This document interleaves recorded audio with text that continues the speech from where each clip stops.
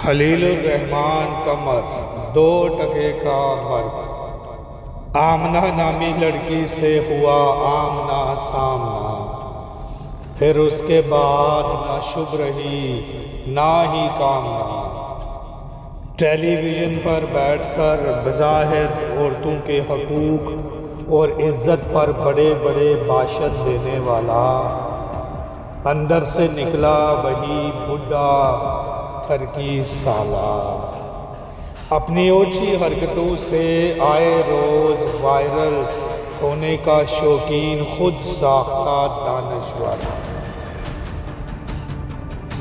नरगस और नरगसियत का शिकार, रात के 4:30 बजे एक 2 टके की लड़की के हाथों हुआ ज़लीलो हुआ।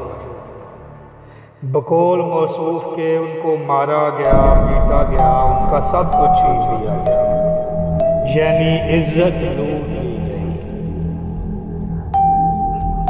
नाजरीन, उर्दू के झूठ और पंजाबी की झूठ दोनों एक जैसे होते हैं, दोनों के पाँव नहीं होते।